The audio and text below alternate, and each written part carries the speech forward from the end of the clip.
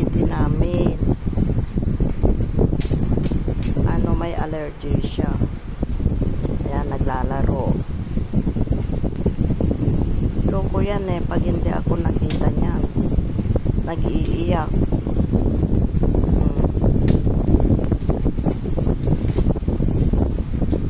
Sweetie.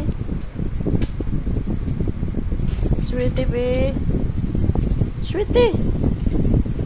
Lalab ko, sweetie. Oy, naglalaro siya. Sweetie. Sweet, sweet.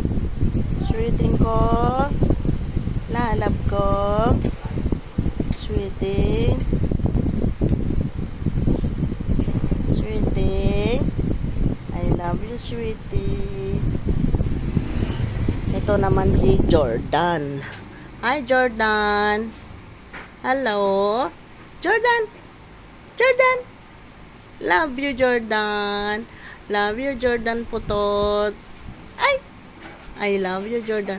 Ano siya, askal, pero ang tatay niya Labrador. 3 months pa lang yan, pero matangkad siya. Huwag na umiyak. Huwag na umiyak kasi I love you kita eh. Sige na. Sige na, be. Love you, Jordan. Ito si sweetie ko ngayon. Ito ang indoor. Si Jordan ay outdoor.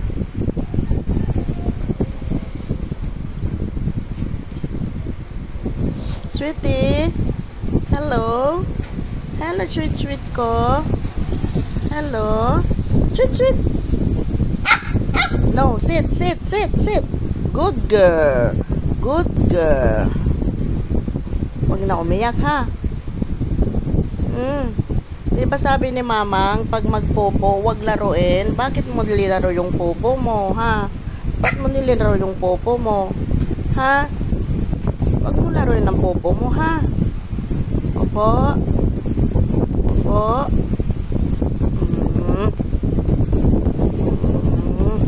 Love ko yan si sweetie. Love ko yan. Kasi bait-bait niya. Hindi yan makatulog pag walang electric fan. Kailangan laging naka-electric fan. Sweeting. Sweeting ko. Love you, sweetie. Love you, babe. Ay! Bakit? Sit, sit, sit. Good girl. Very good. Very good. Bait-bait naman yan. Ang sweet-sweet na yan. Kumain ka kanina? Sino nagpakain sa'yo? Si Papang? Si Papa pinakain ka niya? Oh, yes, so busog ka. Ay, oo daw. Busog daw siya. Ay! Ay! Bakit? Galit ka? Ha? Galit ka ba? Bakit ka galit? Ha? Sweetie, bakit ka galit? Oo. Shh. Sit. Sit. Sit na. Sweetie. Mamaya ka bababa, ha? Huwag muna ngayon, ha? Upo.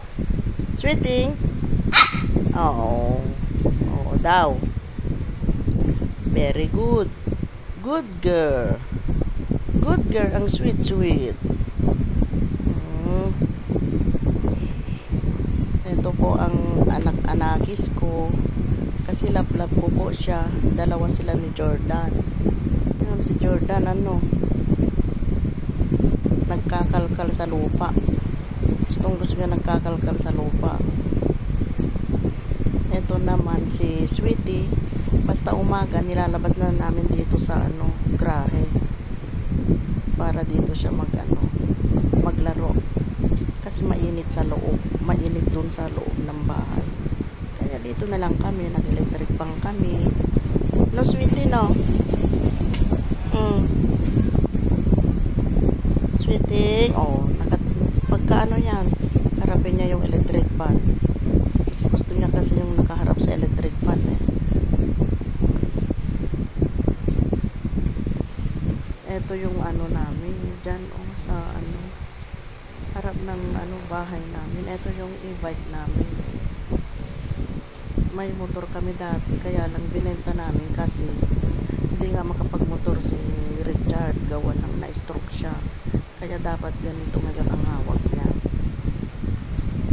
Yan. Yan. Ito.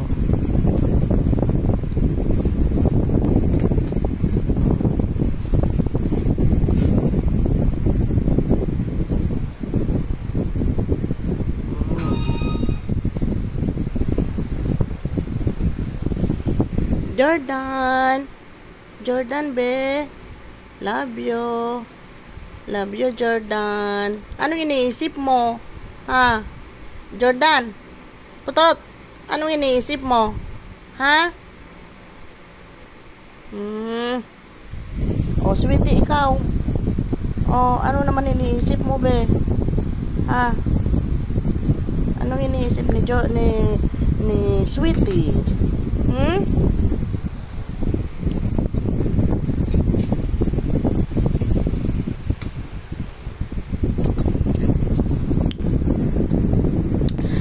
Pagod ako kasi 6:30 pa lang nag-umpisa na ako maglaba. Ngayon lang ako natapos, mga 4 o'clock. Talagang pagod ako. Ang dami kong nilabahan. Si Richard naman, din naman niya makapagtrabaho, gawa ng na-stroke siya.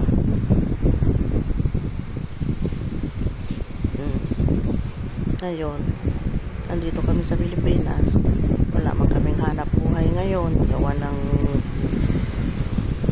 na-stroke si Richard. Kung hindi sana siya na-stroke, pwede siya maghanap ng trabaho dito sa Bigan.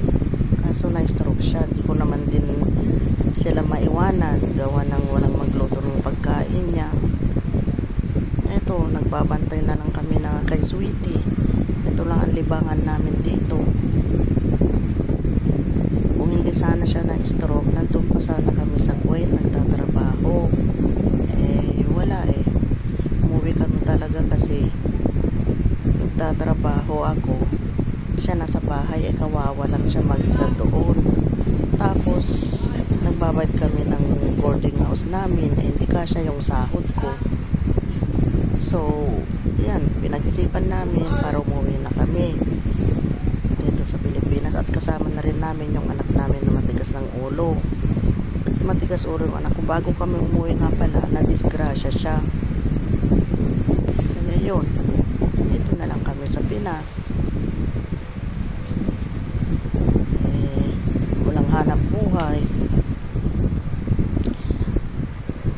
Tiyaga na lang namin kung anong meron. Ganyan ang buhay. Babalik ka dito sa Pilipinas. Salamat po mga ka-Ilocanuan. Salamat po. Bye.